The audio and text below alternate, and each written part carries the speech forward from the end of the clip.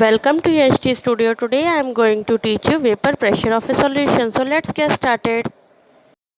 Good morning student. आज हम पढ़ेंगे वेपर प्रेशर ऑफ सॉल्यूशन। तो सबसे पहले हमें पता होना चाहिए कि वेपर प्रेशर क्या होता है। तो वेपर प्रेशर के बारे में अगर हम बात करें, जो हमारा वेपर प्रेशर है, वेपर जो वर्ड है वो कहाँ से आता है? इवेपोरेशन। बचपन में आप लोगों ने पढ़ा होगा कि इवेपोरेशन क्या होती है। तो इवेपोरेशन से हमारा वेपर प्रेशर आता है। इवेपोरेशन मतलब हमने किसी सॉल्यूशन को हीट किया और उसके वेपर्स बन गए। तो अगर हम यहाँ पे इस डायग्राम में ध्यान से देखिएगा, अगर हमने एक कंटेनर लिया, क्लोज कंटेनर या ओपन कंटेनर, कुछ भी ले लो, सपोज हमने कोई कंटेनर लिया, तो उसके सरफेस पे क्या होगा? मॉलिक्यूल्स होंगे। अगर हमने उसमें कोई पानी डाल दिया तो उसके सरफेस पे भी मॉलिक्यूल होंगे और उसके बल्क में भी मॉलिक्यूल होंगे। जो हमारी इवेपोरेशन है वो क्या है? सरफेस फिनोमिना, मतलब जो सरफेस मॉलिक्यूल है वही इवेपोरेट करेंगे। पहले सरफेस वाले मॉलिक्यूल इवेपोरेट करेंगे, फिर ही दूसरे करेंगे। तो सरफेस मॉलिक्यूल जो है वो इजीली इवेपोरेट करेंगे एज कंपेयर टू अदर। ये सीधा ऊपर जाएंगे।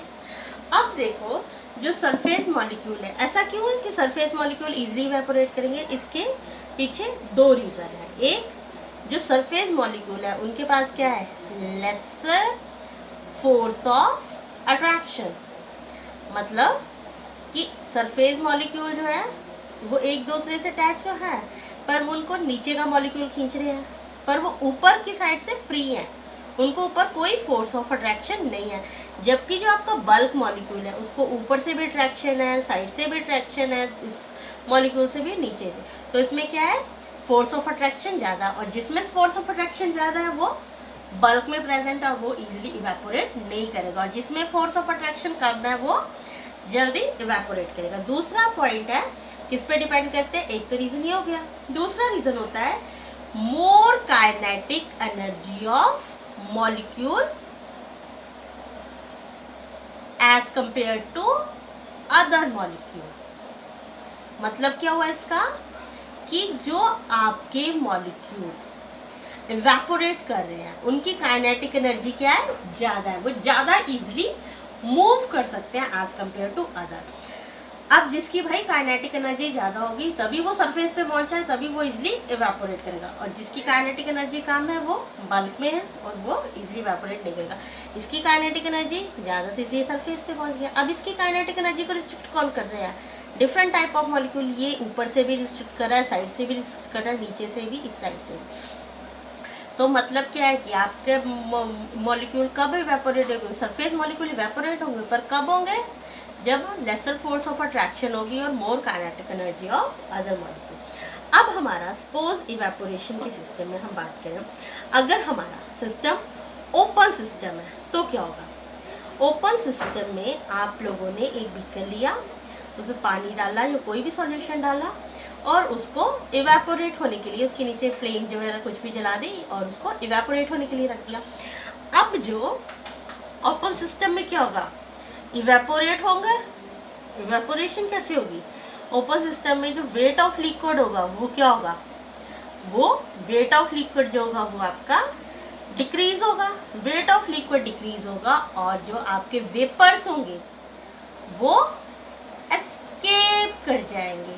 तो वेपर एस्केप कर जाएंगे तो आप वेपर प्रेशर कैसे नोट डाउन करोगे? तो आप वेपर प्रेशर को मेजर नहीं कर सकते, क्योंकि वेपर से कोई प्रेशर ही नहीं बना। ठीक है, तो वेपर प्रेशर को आप मेजर नहीं कर सकते, आप नहीं पता लगा सकते कि कितना वेपर प्रेशर बन रहा है या कोई प्रेशर बन भी रहा है, क्योंकि सिस्टम क्या है? ओपन है। ओपन सिस्टम है तो वो मॉलिक्यूल भाप बन के, वेपर्स बन के निकल गए। अब बात करें हम क्लोज सिस्टम की। अगर हम क्लोज सिस्टम की बात करें तो क्लोज सिस्टम में क्या हुआ? क्लोज सिस्टम में आपके मॉलिक्यूल जो थे सरफेस मॉलिक्यूल वो क्या हुए? Surface molecule, bulk molecule. Surface molecule evaporate होना शुरू हो गए। अब वो इवेपोरेट हुए, ऊपर से आपने लिड लगा दिया तो वो क्या हुआ? वो कंडेंस होकर नीचे आना शुरू हो गए। आप लोगों ने देखा होगा जनरली जब घर पे पानी बॉईल करने के लिए रखते हैं, अगर हम उसके ऊपर ढक्कन चढ़ा दें तो देखिए जब पानी बॉईल हो जाए तो ढक्कन को उठाए तो थोड़ा हमें प्रेशर फील होता है, और दूसरा जैसे ढक्कन उठाते हैं तो कुछ पानी की बूंदें पानी में नीचे गिरती हैं, तो वो उस प्रोसेस को क्या बोलते हैं? कंडेंसेशन। वेपर सॉल्यूशन से ऊपर को गए वो वेपर, और जब वो ऊपर जाकर फिर कंडेंस होकर नीचे आए वो आपके कंडेंस्ड वेपर हुए। ठीक है, तो मतलब क्या हुआ आपका? तो इस केस में आप बोल सकते हो कि जो आपके वेपर्स हैं वो कांट एस्केप, कहीं नहीं गए, और उसकी वजह से क्या हुआ? वेपर प्रेशर एक्सर्ट हुआ, और वेपर प्रेशर एक्सर्ट होने के लिए आपकी एक मेन कंडीशन आई, और वो क्या थी? इस प्रोसेस को क्या बोला था? ऊपर को वेपर गए तो इवेपोरेशन, और नीचे को वेपर आए तो कंडेंसेशन। दो प्रोसेस हुए। तो मतलब क्या हुआ? वेपर प्रेशर जिसमें किस में बनता है? वेपर प्रेशर को हम बोल सकते हैं कि लिक्विड किस में चेंज हुआ? वेपर्स में, और वेपर्स फिर किस में हुए? लिक्विड में। तो इनके बीच में क्या हुआ? मतलब कि इवेपोरेशन, लिक्विड चेंज हुआ आपका वेपर में, और वेपर किस में चेंज हुए आपके? फिर से लिक्विड में। तो इनके बीच में क्या हुआ? एक इक्विलिब्रियम एस्टैब्लिश हो गया, एक इक्विलिब्रियम एस्टैब्लिश हुआ, और उस इक्विलिब्रियम को एस्टैब्लिश हुआ तो उसकी वजह से क्या हुआ? हमारा वेपर प्रेशर प्रोड्यूस हुआ। तो हम सिंपल लैंग्वेज में वेपर प्रेशर को बोल सकते हैं the pressure of vapours, the pressure of vapors of a vapor, the pressure of vapors above the liquid surface, above the liquid surface is vapor pressure। मतलब जो वेपर, जो liquid surface के ऊपर जो वेपर्स का जो प्रेशर बना उसको हम क्या बोल रहे हैं? Vapour pressure. अब हमारे ये तो हमने जनरल सी वेपर प्रेशर की जनरल एक्सप्लेनेशन थी। अगर हम बोले कि हमें हमारे जो मेन क्या फैक्टर्स हैं जो इफेक्ट करेंगे वेपर प्रेशर को, main factors affecting vapour pressure, तो इसके लिए हम लोग क्या करेंगे? हम लोग बताएंगे कि कौन कौन से फैक्टर्स पे डिपेंड है। तो सबसे पहले सिंपल सी बात है कि वेपर प्रेशर कभी भी शेप और size of the container depend नहीं करते हैं। तो ये किन किन फैक्टर्स पे डिपेंड करेंगे हम उनकी बात करेंगे। तो बात करेंगे ये डिपेंड करते हैं नेचर ऑफ सब्सटेंस, और दूसरी बात कर देते हैं टेम्परेचर पे। तो सबसे पहले अगर हम बात करें तो हम बात करते हैं नेचर ऑफ सब्सटेंस की।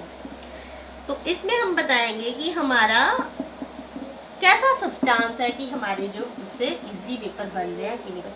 इसको समझने के लिए हम एक एग्जांपल लेंगे। एक एग्जांपल लिया हमने जिसमें हमने क्या लिया? वाटर, और एक तरफ लिया इथेनॉल। अब भाई कौन ज्यादा इजीली वेपर प्रेशर बनाएगा?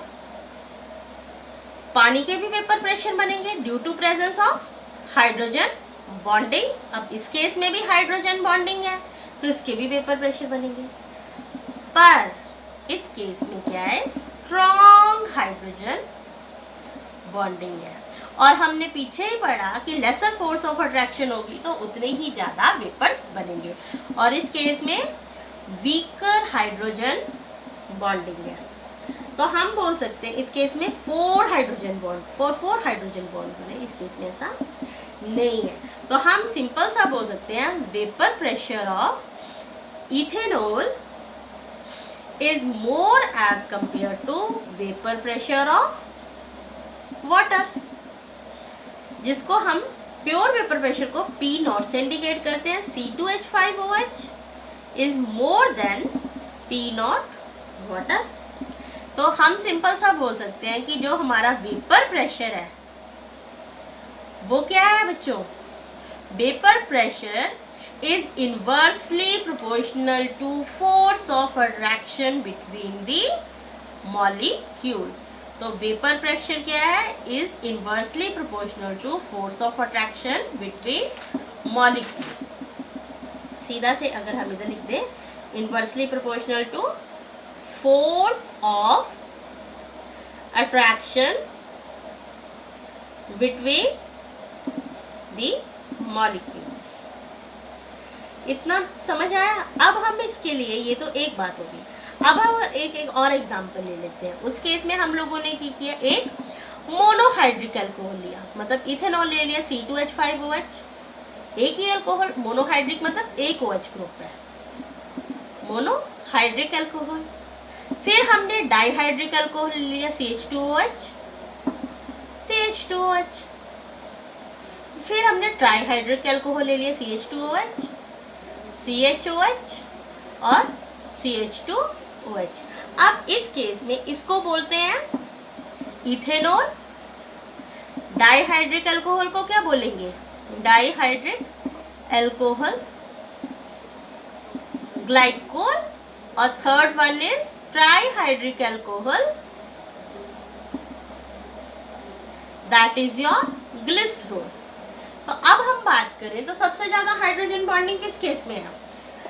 इसमें एक OH है, इसमें दो OH है और इसमें तीन OH है। अब इस केस में सबसे कम हाइड्रोजन बॉन्डिंग है। इस केस में क्या है? सबसे कम hydrogen as compare to this, क्योंकि इस केस में एक तो ये मॉलिक्यूल के अंदर हाइड्रोजन बॉन्डिंग हो रही है, दूसरा ये अदर मॉलिक्यूल के साथ भी अट्रैक्शन। इस केस में भाई तीन केसेस में हाइड्रोजन बॉन्डिंग हो रही है। तो ये मॉलिक्यूल सेल्फ हाइड्रोजन बॉन्डिंग भी शो कर रहा है। मतलब बोल सकते हैं हम, ये क्या सेल्फ हाइड्रोजन बॉन्डिंग से बोल सकते हैं इंटर और and intra molecular hydrogen bonding show कर रहे हैं। ये इंटर और intra molecular hydrogen bonding show कर रहे हैं, डाइहाइड्रिक और ट्राइहाइड्रो अल्कोहल, जबकि इथेनॉल ऐसा नहीं कर रहा। तो इसमें तो इसका मतलब क्या हुआ कि vapour pressure of ethanol is more than vapour pressure of glycol is more than vapour pressure of glycerol. तो मतलब क्या हुआ? इसमें लेस फोर्स ऑफ अट्रैक्शन है, more force and much more force of attraction. अब हम बात करें टेम्परेचर की। तो टेम्परेचर की बात हम बिल्कुल सिंपल सी बोल सकते हैं कि टेम्परेचर क्या है? जैसे टेम्परेचर को आप लोगों ने इंक्रीज किया तो इवेपोरेशन क्या होगी? इंक्रीज करेगी। इवेपोरेशन इंक्रीज करेगी तो वेपर प्रेशर भी इंक्रीज करेगा। तो हमारा इतना सा जनरल सा टॉपिक है जो आपको जनरल सा बताया गया। अब आपको एक चीज और बता दूं कि जो आपका नेचर ऑफ सब्सटेंस था उसको फर्दर क्लासिफाई किया गया था दो चीजों में, एक में वोलेटाइल और एक में नॉन वोलेटाइल। वोलेटाइल मतलब जो इजीली वेपर जिसके बन जाते हैं, और नॉन वोलेटाइल जिसके वेपर नहीं बनते। वोलेटाइल्स में क्या हुआ? जो इजीली वेपर बनाता, तो इसका जो वेपर प्रेशर होगा वो कभी जीरो नहीं होगा, और इसका अपना कोई खुद का प्योर वेपर प्रेशर नहीं होगा, कोई वेपर प्रेशर नहीं होगा, जीरो। तो इतना सा था आज का लेक्चर, तो इसे ध्यान से। Thanks for watching the video. If you like the video then please subscribe our channel.